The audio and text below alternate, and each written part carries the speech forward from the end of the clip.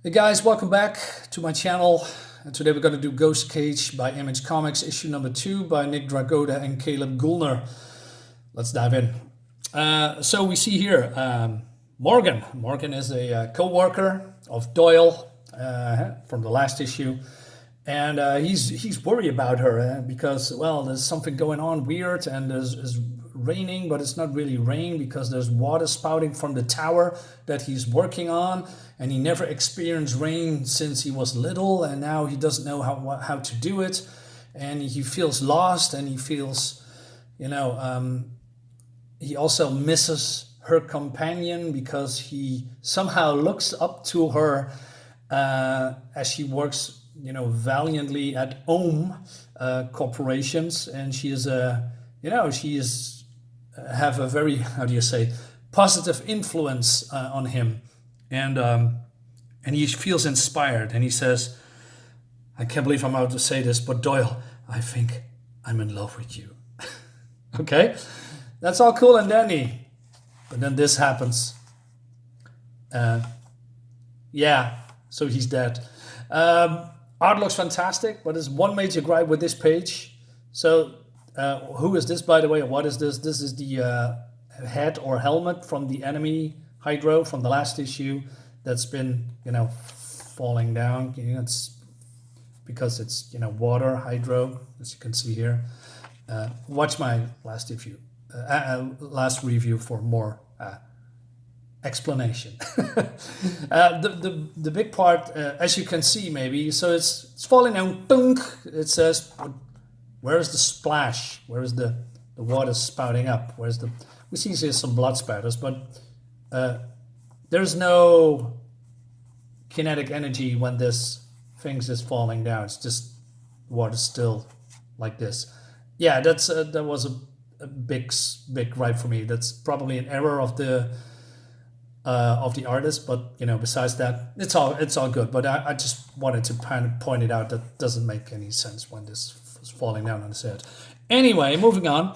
So Doyle is climbing up the stairs, and her telephone is going off, and she says, "Well, I don't have time for a social life." Doesn't he know I'm on the clock? Yeah. So Doyle, still very extreme loyal to the Ohm company, is trying to do good, as in extremely good. And she says that she talks about her mom and dad, and that they passed away, and that they have bought a farm, but she also inherits the farm's debt. So, and the reason that she is here at Ohm is that she is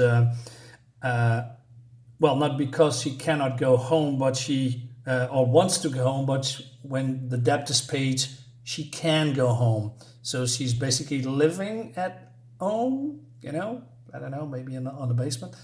I don't know. Just anyway.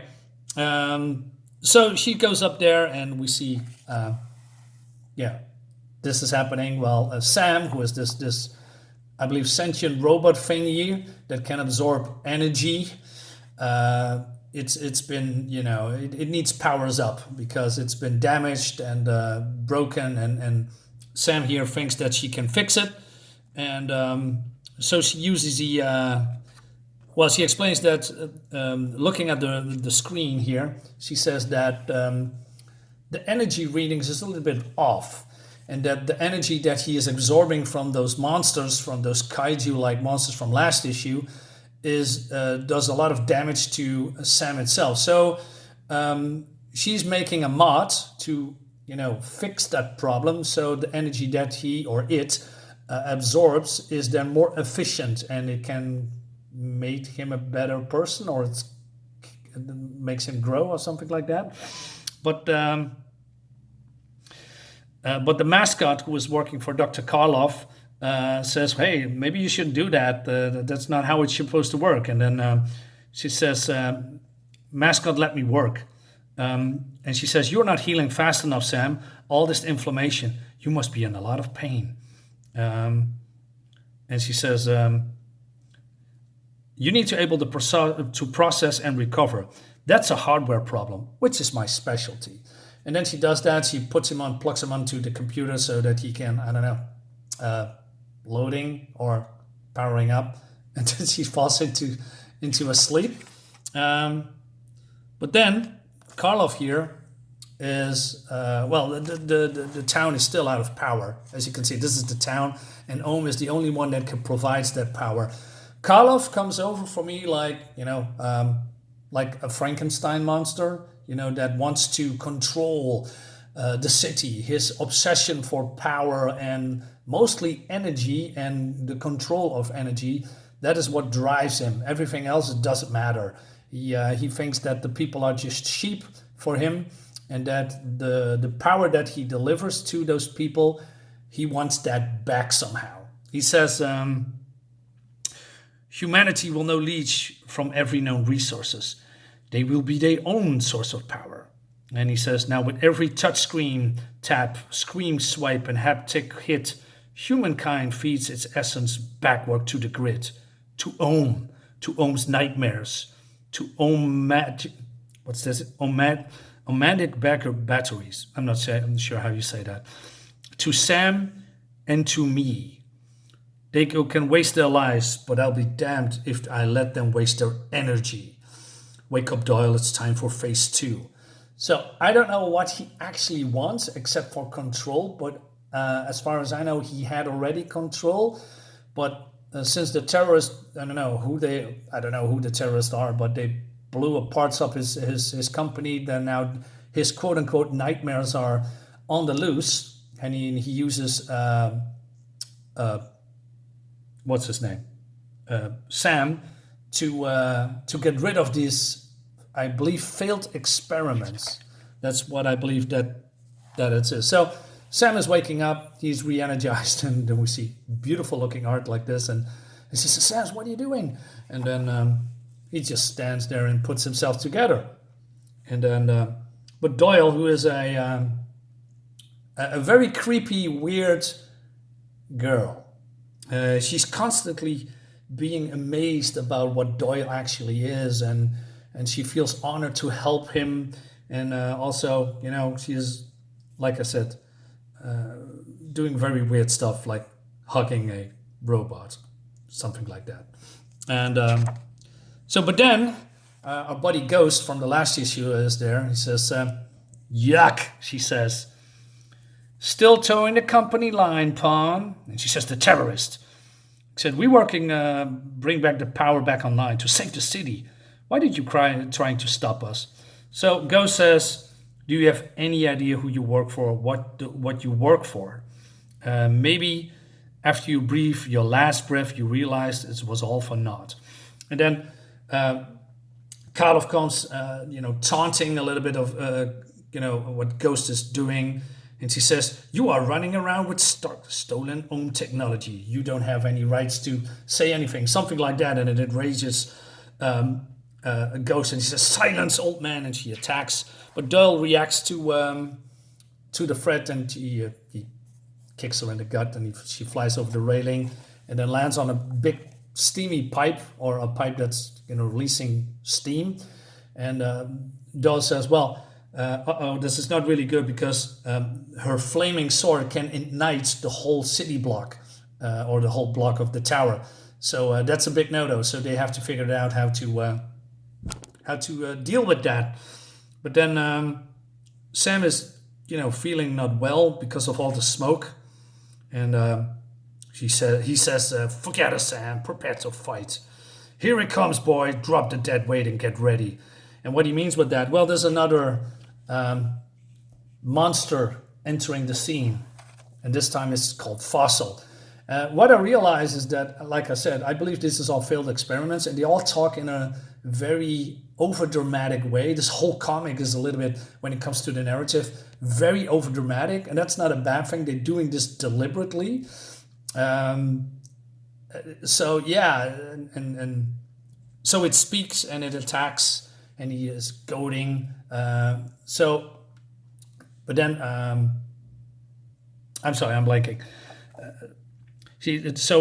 Carl says, enough, be the future, Sam, and attack. And he wants Sam to attack that monster and absorb that deadly energy. So he says, claim your birthright, seize the future, forget Doyle and fight. But then he picks up Doyle and he flees. They said, what are you doing? Get rid of Doyle. He spouts. So then Ghost attacks the creature and says, by the power of my sacred blade, Ghost Raptor, burn. Like I said, the art looks freaking fantastic. It's very kinetic, and there's more stuff coming that I have to point out that I need to compliment because it's that good. So we have an explosion here. So the creature is dead, I guess. But Karloff thinks about what's going on, and he says, an entire floor energy wasted, alone sin. And so, but this ghost hologram says, it's not over here, there's still 3 floors left. And he also says about I factor in the loss tolerance for Sam hologram. Doyle's incompetence has proven incalculable, beyond even my lowest expectation. But the little ghost says, well, we are waking up Quixote. And Quixote, it's on the upper level.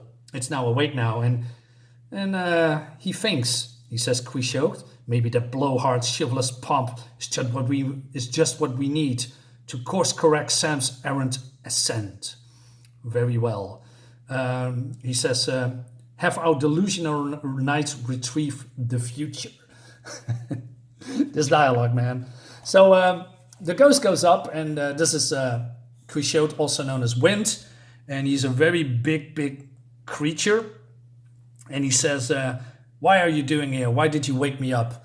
You promised me to leave me alone. I don't want to do anything anymore with the outside world. And why is that? He is, I don't know, he did something in the past that made him guilty. And he thinks that being here in Ohm, outside of everybody's eyes, being locked away, is penance for him or something like that. And but he also talks like he is from, I don't know, the 1700s, I guess. So, but the little ghost says, hey, we need you because the boss needs to have your services to help some civilians, some innocents. And he says, innocents at home? I've been led here. They've surely been made to pay for the sins of the guilty. Like I said, crazy stuff. Also, more overdramatic stuff deliberately. So we see Sam here crying, but then we see Doyle thinks that she is dying.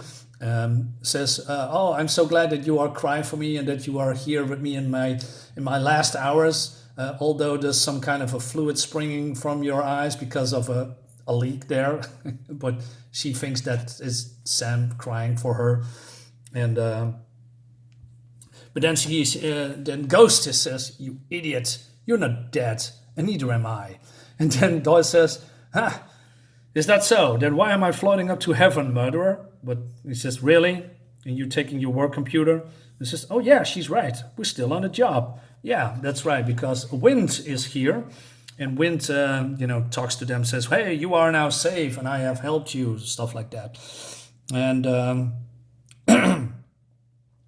so they excuse me, Wind puts them down, and he says, this is my penance. So he talks about the things that he did or she did, because, spoiler, it's a she. She says, I'm sucked from the skies, entombed in armor, forced to fan the flames on war on the oil fields of old. I came to this tower as less than a shell. My gifts unequivocally, is that how you say it? Squandered, scarred by human man's craven indolence. It's bottomless greed. So basically, like I said, she just, wants to punish herself. And then now she sees the error of her ways or something. And then she sees that Sam is the future. And she says, set me free. So Sam is doing that. She says, huzzah! So Wen says that she believes in Sam so much, and that he is the alternative power. So we're going a lot back to alternative powers, energy that we are now generating, electrical energy instead of fossil energy, stuff like that. There's a lot of corporate speak in here, but then in a very dramatic way is being told. And also real life events. We're still digging up coal for, everything that we have now in our lives. So Sam breaks open the shell, and then we see this wind entity flying out of her armor and says, "Thank you." And then Doyle starts to absorb this creature, and this is, I think, her real appearance. She says, "Do you see, Sam? Can you understand, Doyle?" Basically, what I've been telling you a minute ago. He said, "Let me carry the load. You've got everything you need to channel the currents. I believe in you. Keep it up." Talking about the eye of the storm. He says, "You took in a tempest what would wipe the whole city off the map. I knew you could do it. You are really incredible, Sam." So still praising, but then that enrages Karloff, and Karloff is being pissed off of what's happening. She said, "Are you stupid? Those energy signatures are wrong. The absorption curve suggests he experienced something akin to a sense of accomplishment and pride." He says, "Sam was designed to suffer. Pain is evolution, and evolution is pain. You inhibited his growth, bastardized the entire exercise. You make Sam weak, just like you." And Doyle is all confused. I said, what's happening? I mean, I'm just trying to help here. I did this to impress you, she says to Karloff. And Karloff laughs, and she says, "You impress me? You only here because you are a nobody, expendable, a write-off. You're only here because you are too stupid to say no to a suicide mission." And Doyle says, "Suicide mission? I thought I was here for a promotion." So Karloff laughs. He says, "Doll was meant to be your final act of obedience. That's why we supplied you with our standard official single-use separation device," talking about the gun. He says, "I asked you to climb. You stumbled every step of the way. You over budget. You over budget and behind schedule. A complete and utter failure. Isn't time you politely fired yourself?" I like that sentence. So basically, she suggests that she should kill herself, and then she does this. She says, "No, I quit." And she makes a joke like, "How embarrassing would that have been if I missed?" And then Sam, still, who is looking. That's the whole thing that he does. Attacking, reacting, absorbing energy, but also observing. And I think this is really important. I don't know, although I don't know where it's going. So then Ghost comes, and he says, wait, says Doll. "We are not your enemy. Sam is our future. Please don't." And she tried to shoot him, but it was just one bullet. So Ghost says, "Ghost Ruptor, do my bidding." And she uses the flame sword. But then instead of attacking Sam, she attacks the computer, this machine where, the evil guy is in. Well, not in, but, protecting his image. And she says, "Die, you manipulative monster. I hate you, I hate you, I hate you." Coming back to the fantastic art, the artist is so good that it really shows the emotion, what this, being is going through, this character.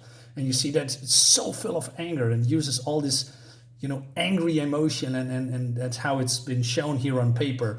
It's you can see the rage, what she's feeling now. And it's so cool that how the artist is translated that here before me. It's just incredible.